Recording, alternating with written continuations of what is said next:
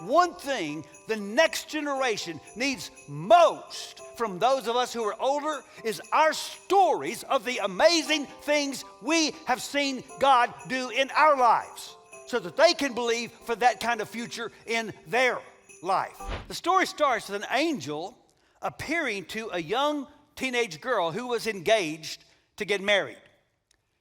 And he has a surprising announcement. The angel said to her, "Do not be afraid, Mary, for you found favor with God, and behold, you will conceive in your womb and bear a son, and you shall call his name Jesus." And Mary said to the angel, "How will this be, since I am a virgin?" And the angel answered her, "The Holy Spirit will come upon you, and the power of the Most High will overshadow you.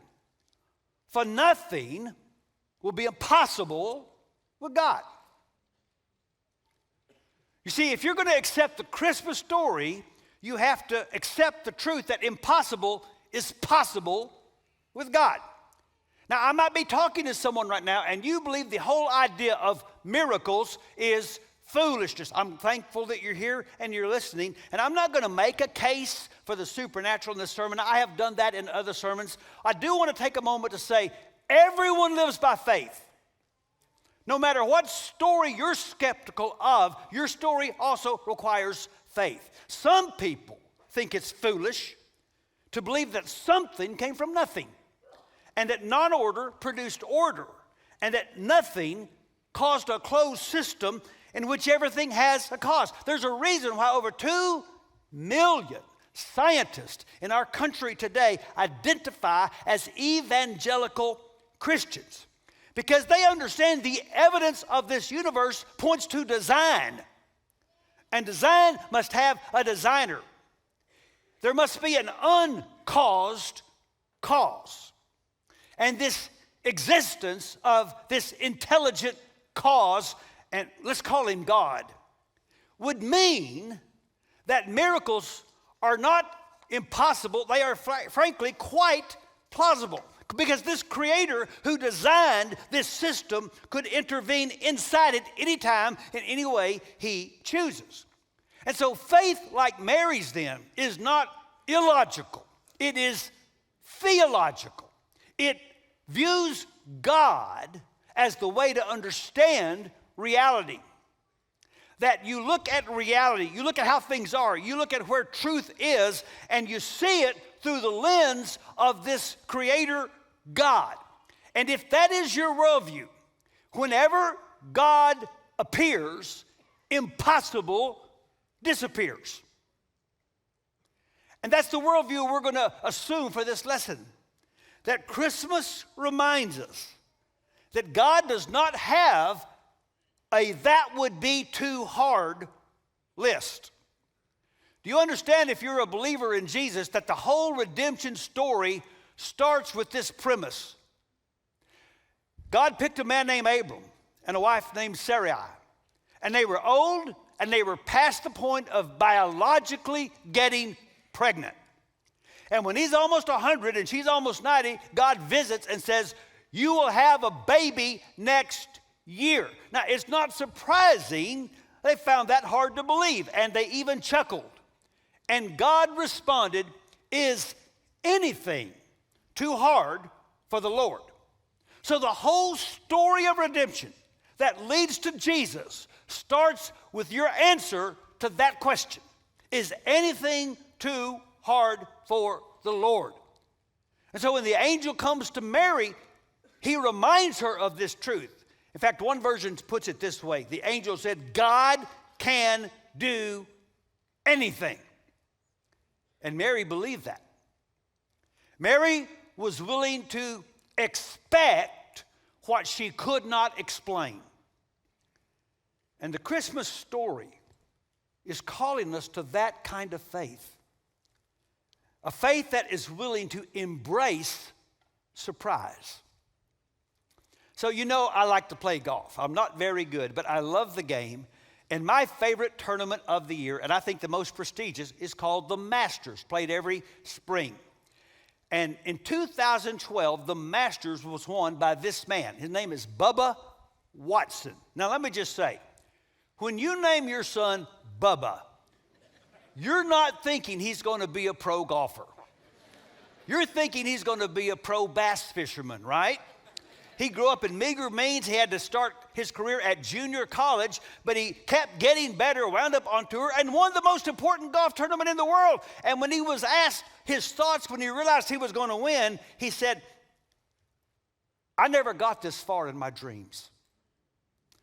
And I wonder if that's how many of us live. That we settle for an existence that wishes for a future that we just don't believe is possible. We can't even go there in our dreams. What Christmas is doing is asking us to tear up our that could never happen list.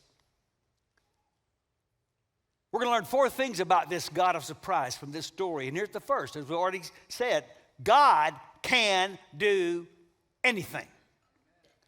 The redemption story depends on your answer to that question.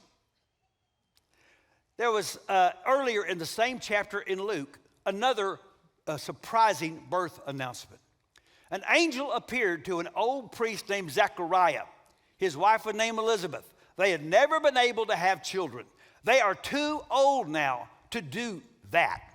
And the angel says to Zachariah, your wife is going to get pregnant and have a son who will be the forerunner of the Messiah. And Zachariah said, we're too old, shut up. And the angel said, no, you shut up. And he did. For 9 months, he was put on mute. Now here's the thing. Zachariah believed the story about Abraham and Sarah.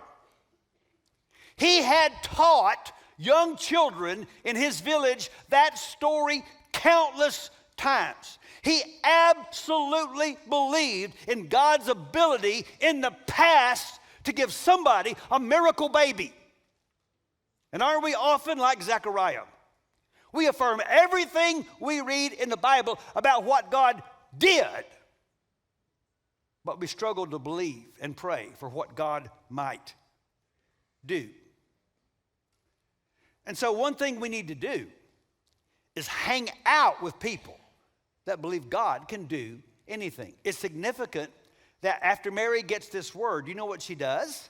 She goes down to spend time with Elizabeth, her older cousin, who's already pregnant. Because she needs to spend time in the company of an older person who can assure her, you're not crazy to believe that God can do anything. Look at me. You know, we're asking for nations and generations. And I would contend one thing the next generation needs most from those of us who are older is our stories of the amazing things we have seen God do in our lives so that they can believe for that kind of future in their life.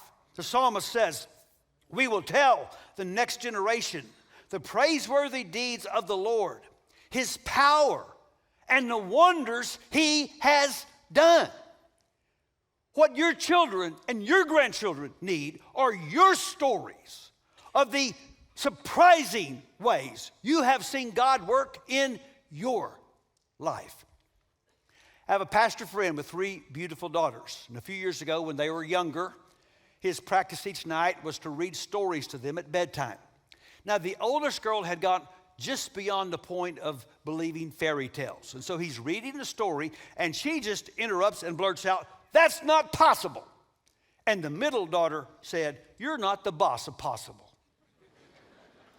And the Bible reminds us that only God is the boss of what's possible. Your reality is not the end of God's possibility. Nothing inside of his will is outside of his reach. And God's reach has no border.